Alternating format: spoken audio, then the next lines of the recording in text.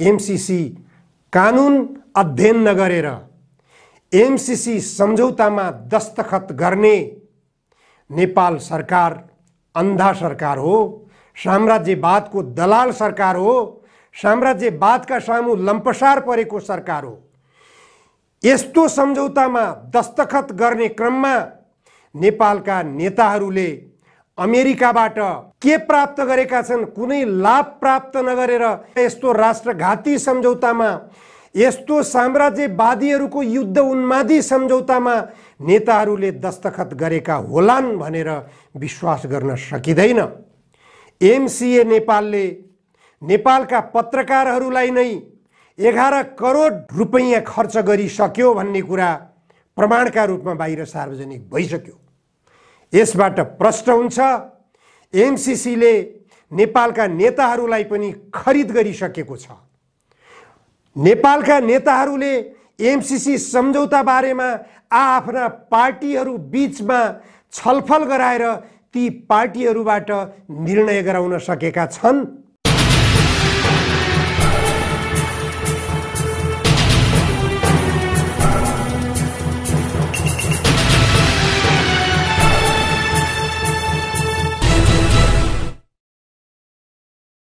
आजको जनचासोको 111 श्रृङ्खलामा जनधारणा खबरमा यहाँहरूलाई स्वागत छ। बृहत शान्ति सम्झौता भएको 15 वर्ष व्यतीत भइसक्यो। 10 वर्षे जनयुद्धलाई स्थगन गरेर तत्कालीन प्रधानमन्त्री गिरिजाप्रसाद कोइराला र युद्धरत माओवादीका अध्यक्ष प्रचण्ड बीचमा बृहत शान्ति सम्झौता भएको थियो। बानेश्वरको सभा हलमा बृहत जमघटका बीच उक्त शान्ति सम्झौतामा दस्तखत भएको थियो। त्यो दस्तखत भएको 15 वर्ष बितिसक्दा पनि देशमा हिंसा कम भएको छैन। सडकमा शान्तिपूर्ण नाराबाजी गर्ने जनताका टाउका फुटाउन छोडिएको छैन, जनता मार्न छोडिएको छैन, भ्रष्टाचार कम भएको छैन, जनता भोकमरीले तडपिने अवस्था कम भएको छैन, जनता वैदेशिक रोजगारीका निम्ति विदेशी भूमितर्फ लामबद्ध हुने गतिविधि रोकिएको छैन, विदेशी भूमिबाट बन्द बाकसमा युवाहरूका लासहरू नेपालमा भित्र्याइने क्रम बन्द भएको छैन। के हो शान्ति सम्झौताको उद्देश्य? शान्ति सम्झौताको लक्ष्य के थियो भनेर अहिले कमरेड प्रचण्डसँग सोध्नुपर्ने हुन्छ। कमरेड प्रचण्डले हिजो मात्र एउटा कार्यक्रममा बोल्दै गर्दा पेरुका क्रान्तिकारी नेता कमरेड गोन्जालोको निधनप्रति दुःख व्यक्त गर्दै गोन्जालोकै प्रेरणाबाट आफूले जनयुद्ध गरेको भनेर आफ्नो विगतप्रति गौरव गर्नुभएको सुनियो र उहाँले आफू माओ त्से-तुङ जस्तै जीवनको अन्तिम कालमा एक्लै परिने हो कि भन्ने डर पनि भइरहेको छ भनेर व्यक्त गर्नुभएको छ आफ्नो मन्तव्यका क्रममा। माओ त्से-तुङ बिस्तरामा मृत्यु पर्खिरहेका बेलामा एक्लो महसुस गर्नु र तपाईँ जीवित छँदै एक्लो महसुस गर्नु धेरै फरक कुरा हो। कमरेड प्रचण्ड, तपाईले कमरेड गोन्जालोको पदचिन्हलाई पछ्याउनु भयो, तर आज त्यही कमरेड गोन्जालोलाई जेलमा सडाएर मार्ने साम्राज्यवादी देशको युद्ध उन्मादी नीतिलाई देशभित्र भित्र्याउन कसरत गरिरहनु भएको छ। त्यो साम्राज्यवादी देशको युद्ध उन्मादी योजनालाई अस्वीकार गर्न तपाईलाई हिचकिचाहट भइरहेको छ। हेगमा उभ्याइन्छु कि हेगमा झुन्ड्याइन्छु कि भन्ने तपाईलाई त्रास भइरहेको छ। गोन्जालोसँग तपाईले आफूलाई तुलना गर्न मिल्दैन। देश कता गइरहेको छ? तपाईँ जुन सिस्टममा बाँधिनु भएको छ अहिले, यो संसदीय व्यवस्था भनेको सिस्टम असफल भइसक्यो। संसद सुरु भएको कति भयो, बैठक सुचारू हुन सकिरहेको छैन। प्रतिपक्षलाई पेलेर जबरजस्तीपूर्वक संसदभित्र प्रस्तावहरू पास गरिएका छन्, विधेयकहरू पास गरिएका छन्। राणाकालीन शैली अनुकरण गरिएको छ, पञ्चायतकालीन शैली अनुकरण गरिएको छ। राणाकाल र पञ्चायतकालमा त कमसेकम केही निर्देशित गतिविधिहरू हुन्थे। ती निर्देशित गतिविधिहरू राष्ट्रको अहितमा भएको पाइएको थिएन। तर अहिले तपाईले अवलम्बन गरिरहनु भएको तथाकथित लोकतान्त्रिक पद्धति अन्तर्गतको यो संसदीय व्यवस्था, यो दलाल संसदीय व्यवस्थाभित्र विदेशी शक्तिहरूको स्वार्थमा बाहेक अरू कुनै पनि देशको हितमा त्यहाँ छलफल भएको र त्यहाँ निर्णय भएको पाउन सकिएन। दलहरूलाई कमजोर गराउने, दलहरूलाई टुक्र्याउने, दलहरूलाई विभाजित गराउने र राष्ट्रको स्वाधीनता विरुद्ध हमला गर्ने, देशका नदीनालाहरू विदेशीका कब्जामा पुर्याउने, यो खालको मानसिकता बनाएर तपाईहरूले यो संसदलाई प्रयोग गरिराख्नु भएको छ। के यही हो कम्युनिस्ट आदर्शले संसदलाई उपयोग गर्ने भनेको? यदि संसदलाई जनताको हितमा र देशको हितमा प्रयोग गर्न सकिँदैन भने त्यो संसदबाट बाहिरिनुपर्छ। तपाईहरूले यो संसदलाई देशको र जनताको हितमा प्रयोग गर्न सकेका छौँ, त्यसलाई उपयोग गर्न सकेका छौँ भनेर भन्ने एउटा कुनै उदाहरण छ? तपाईहरू उदाहरण दिन सक्नुहुन्न। एमसीसीका नाममा नेपालमा प्रवेश गर्न खोजेको अमेरिका तान्जानिया र निकारागुवामा पनि एमसीसीकै नाममा प्रवेश गरेको हो। सम्झना गर्नुहोस्, तान्जानिया र निकारागुवामा त्यहाँको चुनावमा किन हस्तक्षेप गर्यो अमेरिकाले? अनि यहाँ आएर यहाँको हरेक गतिविधिमा हस्तक्षेप गर्दैन भन्ने कुराको के ग्यारेन्टी छ तपाईसँग? अमेरिकाले यो युद्ध रणनीतिसँग जोडिएको छैन भनेर जवाब दियो, तपाईलाई लिखित जवाब दियो, त्यो पनि एमसीसीले दियो। एमसीसी कानुन पढ्नु भएको छ? एमसीसी कानुन जम्मा 20 पेजमा लेखिएको छ। 20वटा पेज मध्येमा 14औं पेजमा तपाईले पढ्नुहोस्, 14औं पेजमा धारा 611 को 1 मा लेख्छ, द कंट्री और entity is engaged in activities which are contrary to the national security interests of the United States। प्रश्न भएन यति भए? अमेरिकाको राष्ट्रिय सुरक्षा नीतिको विपरीत भयो भने एमसीसी लागू गरिएका कुनै पनि देशमा एमसीसी फिर्ता गर्न सकिने छ। यो भन्दा अरु के चाहियो तपाईलाई? एमसीसी अमेरिकाको राष्ट्रिय स्वार्थसँग, उसको सुरक्षा योजनासँग जोडिएको छ भन्ने कुरा अरु केही प्रमाण चाहियो? एमसीसी कानुन अध्ययन नगरेर एमसीसी सम्झौतामा दस्तखत गर्ने नेपाल सरकार अन्धा सरकार हो, साम्राज्यवादको दलाल सरकार हो, साम्राज्यवादका सामु लम्पसार परेको सरकार हो। यस्तो सम्झौतामा दस्तखत गर्ने क्रममा नेपालका नेताहरूले अमेरिकाबाट के प्राप्त गरेका छन्? कुनै लाभ प्राप्त नगरेर यस्तो राष्ट्रघाती सम्झौतामा, यस्तो साम्राज्यवादीहरूको युद्ध उन्मादी सम्झौतामा नेताहरूले दस्तखत गरेका होलान् भनेर विश्वास गर्न सकिँदैन। एमसीए नेपालले नेपालका पत्रकारहरूलाई नै 11 करोड रुपैयाँ खर्च गरिसक्यो भन्ने कुरा प्रमाणका रूपमा बाहिर सार्वजनिक भइसक्यो। यसबाट प्रश्न हुन्छ, एमसीसीले नेपालका नेताहरूलाई पनि खरिद गरिसकेको छ। नेपालका नेताहरूले एमसीसी सम्झौता बारेमा आफ्ना पार्टीहरू बीचमा छलफल गराएर ती पार्टीहरूबाट निर्णय गराउन सकेका छन्। सबभन्दा पहिले लोकतान्त्रिक मुलुक हो। तपाईहरूको पार्टी यदि लोकतान्त्रिक हो, तपाईहरूको पार्टीले जनवादी केन्द्रीयताको मान्यता राख्दछ, त्यो सिद्धान्तमा चल्दछ भने पार्टीभित्र यस्ता दीर्घकालीन महत्त्वका विषयहरूमा छलफल गरिनुपर्छ कि पर्दैन? कार्यकर्ताहरूको मनसाय के छ? जनवादी केन्द्रीयताको आशय त्यही होइन र? कार्यकर्ताहरू बीचमा छलफल गराउनुस्। एमसीसी सम्झौता के हो? एमसीसी अमेरिकाले तयार गरेको एमसीसी को कानुन अध्ययन गराउनुस्। यो अमेरिकाको सुरक्षा योजनासँग जोडिएको छ कि छैन?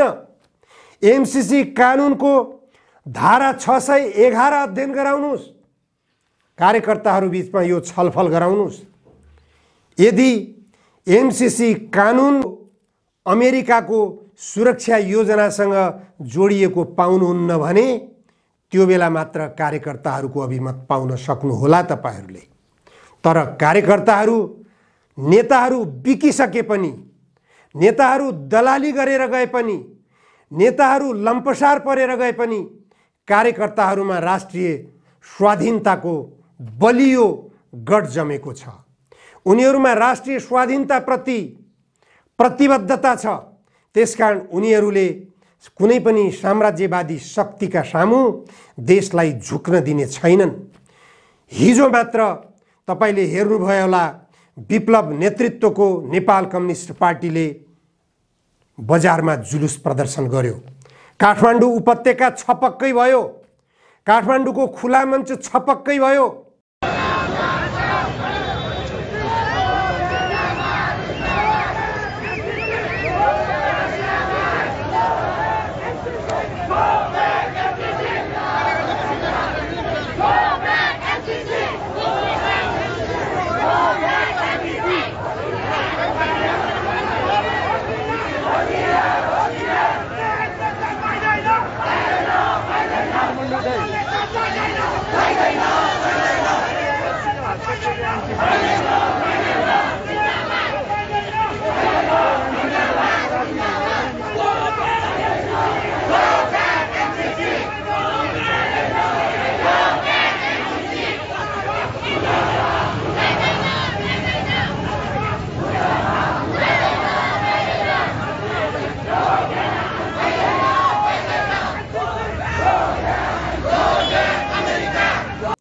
त्यो देख्नुभयो, त्यो सबै एमसीसी विरुद्धको भावना थियो, एमसीसी विरुद्धको जनमत थियो।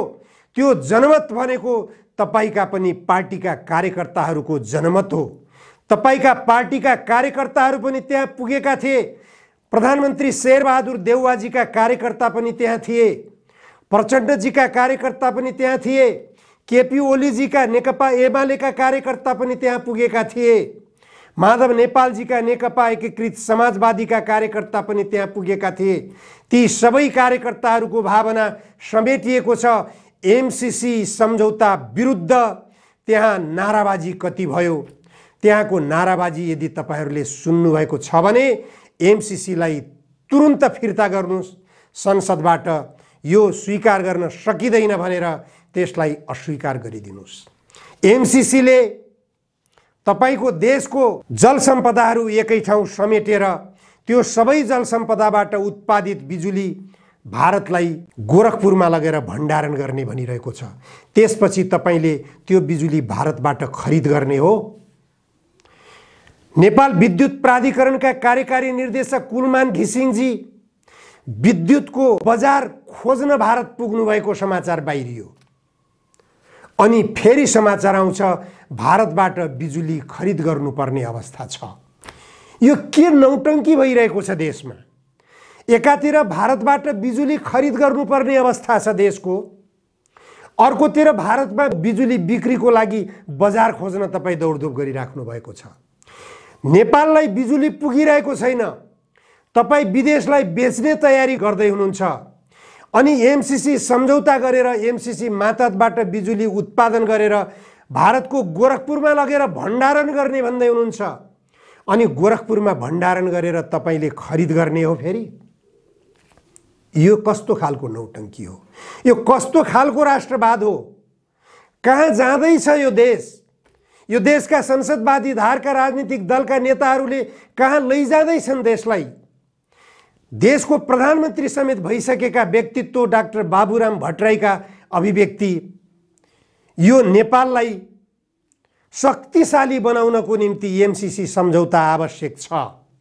अमेरिकाको उपस्थिति नेपालमा आवश्यक छ। भारत र चीन दुई ठूला छिमेकी देशहरूका अगाडि हामीले बीचमा अवस्थित हाम्रो सानो भूभाग कमजोर देश भएको हुनाले अमेरिका जस्तो शक्तिशाली देशको उपस्थिति यहाँ आवश्यक छ।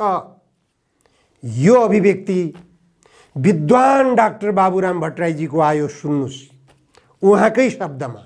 हामीले एउटा देशको चाहिँ एउटा विकास र समृद्धि ल्याउन सकेनौं।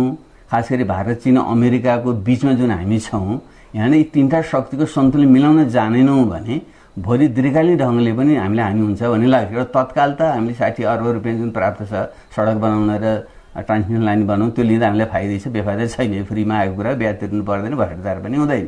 त्यो दोस्रो कुरो भनेको चाहिँ भारत चीन र अमेरिकाको बीचमा सन्तुलन राख्न पनि जरुरी छ। जहिलेसुकै पनि हामी दुईटा छिमेकीको बीचमा चेपिएका छौँ।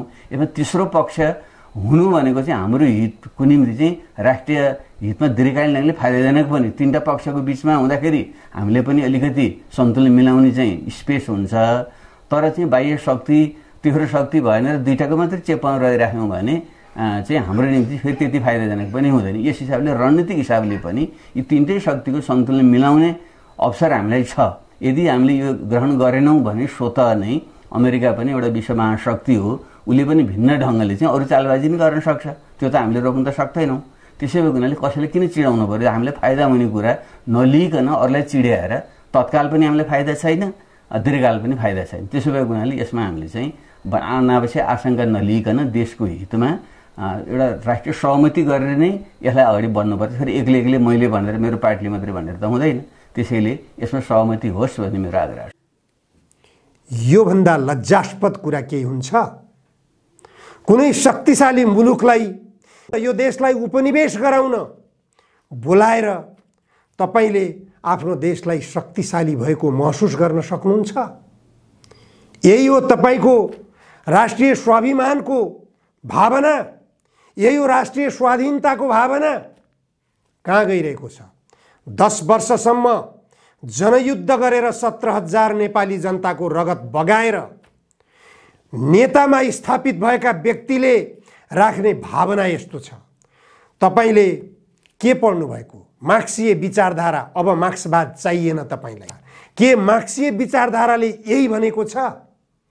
कुनै साम्राज्यवादी मुलुकलाई देशमा उपनिवेश कायम गराउनको निम्ति निम्त्याएर उसको युद्ध उन्मादी नीतिलाई बोलाएर छिमेकी देशसँग युद्ध गराएर अनि छिमेकी देशका बमका गोलाहरू नेपाली आकाशमा वर्षा गराएर नेपाली जनताको श्मशान घाट बनाउने यो देशलाई यही हो तपाईको विकासको नीति? यही हो तपाईको संविधानमा लेखिएको गन्तव्य समाजवादको नीति? यही हो समृद्ध नेपाल निर्माण गर्ने गन्तव्य तपाईको? यो दृष्टिबाट बाहिरिनुहोस्। तपाईले 10 वर्षसम्म जनयुद्ध गरेर मात्र यो देशको नेता बन्नुभएको हो। त्यो 10 वर्षे जनयुद्धका प्रतिबद्धता के हुन्? साम्राज्यवादी यो देशमा युद्ध गर्नको निम्ति निम्त्याउने तपाईको प्रतिबद्धता थियो? होइन भने जनताका विरुद्ध किन यो गद्दारी हुँदैछ? यो गद्दारीको दण्ड तपाईले पाउनुहुनेछ। यो गद्दारीबाट बाहिर निस्किनुस्। तपाईले मार्क्सवाद मान्नुस् नमान्नुस् तपाईको इच्छा हो। तपाईले मार्क्सीय विचारधारा भन्नुस् अथवा गान्धी विचारधारा भन्नुस् अथवा जो बाइडेन विचारधारा भन्नुस् अथवा ट्रम्प विचारधारा भन्नुस्, जसका सुकै विचारधारा ल्याएर लदाउन खोज्नुस्, तपाईको मानसिकतामा लदाउनुस्, नेपाली जनतामाथि नलदाउनुस्। नेपाली जनता स्वाभिमान नेपाली बनेर बस्न चाहन्छन्। कसैको उपनिवेश यहाँ देख्न चाहँदैनन्। नेपालीहरूलाई गन्तव्य समाजवाद प्रियकर छ। नेपाली जनताको 10 वर्षे जनयुद्धको भावना यो संविधानको प्रस्तावनामा तपाई समेतको अगुवाईमा लेखिएको छ। समाजवादको गन्तव्य अमेरिकाको उपनिवेशले हुँदैन। समाजवादको गन्तव्य राष्ट्रिय स्वाधीनताको जगमा टेकेर यो देशका खनिज पदार्थहरू उत्खनन गरेर विदेशिएका युवाहरूलाई नेपाल भित्र्याएर यहाँ उद्योगका प्रचुर सम्भावनाहरू छन्। यहाँ उद्योगहरू स्थापना गरेर रोजगारीका सम्भावनाहरू विकसित गराएर कृषि प्रणालीलाई आधुनिकीकरण गरेर यहाँ कृषि उत्पादनमा वृद्धि गराएर कृषि उत्पादित सामग्रीहरू बाहिर निर्यात गर्ने शक्ति विकास गरेर अनि देशलाई समृद्ध बनाउने बाटोतर्फ तपाईँ जान सक्नुहुन्छ। समाजवादको गन्तव्य त्यता हो। समाजवादको गन्तव्यलाई तपाईले पछ्याउँदै गरेर वैज्ञानिक समाजवादको बाटो अगाडि बढ्न सक्नुभयो भने तपाईँ आफै शक्तिशाली हुनुहुन्छ। किन अमेरिकाको शक्ति यहाँ ल्याउनु पर्यो? अमेरिका भन्दा नेपाललाई तपाईँ शक्तिशाली बनाउने मानसिकता बनाएर अगाडि बढ्न किन नसक्ने? यो जलसम्पदाको भण्डार भएको देश हो। यो खनिज पदार्थहरूको भण्डार भएको देश हो। यहाँ के छैन? यहाँ भएकै वस्तुहरूलाई निशाना बनाएर अमेरिका आउन खोजिरहेको छ। तपाईलाई धनी बनाउन होइन, तपाईलाई कंगाल बनाउन, तपाईलाई लुट्न, तपाईलाई नाङ्गो बनाउन आउँदैछ अमेरिका। त्यसकारण अमेरिकाको त्यो गिद्धे दृष्टिबाट देशलाई बचाउन गन्तव्य समाजवाद नै एकमात्र वैकल्पिक बाटो हो। त्यो बाटोमा तपाईँ जबसम्म यात्रा गर्न सक्नुहुन्न तबसम्म यो देशको समृद्धि हुन सक्दैन। त्यो संविधान सम्मत समाजवाद हो। संविधान सम्मत ढङ्गले पनि देशलाई अगाडि बढाउन सकिँदैन भने यो संविधान च्यातेर फाल्नुहोस्, देशमा जनमत सङ्ग्रह गराउनुहोस्। जनमत सङ्ग्रहले नयाँ नेतृत्व चुन्छ, गन्तव्य समाजवादको यात्रा तय गर्छ। यसको निम्ति जनता तयार भइसकेका छन्। विप्लव नेतृत्वको नेकपाले यो उद्घोष गरिसकेको छ। तपाईकै सहयात्रीको रूपमा यात्रा गरेर विप्लव लगायतका नेताहरूले यो देशमा जनयुद्ध गरेका हुन्। उनीहरूले तपाईलाई नेता बनाएका हुन्, उनीहरूले प्रचण्डजीलाई नेता बनाएका हुन्। तर आज तपाईहरूको गन्तव्य भनेको साम्राज्यवादसँग लम्पसारवाद, साम्राज्यवादसँग दलाल बन्ने गन्तव्यतर्फ गइरहेको छ। यो दलालवाद, यो लम्पसारवादबाट माथि उठेर तपाईहरू आत्मस्वाभिमानका साथ अगाडि बढ्नुहोस्। नेपाली जनताले तपाईहरूलाई साथ दिन तत्पर हुनेछन्। बाटो नबिराउनुहोस्। बाटो बिराउनु भयो भने दण्डित हुनुपर्ने छ। अफगानिस्तानका राष्ट्रपति अशरफ घानीको हालत के भयो? आजलाई यति मात्र। धन्यवाद।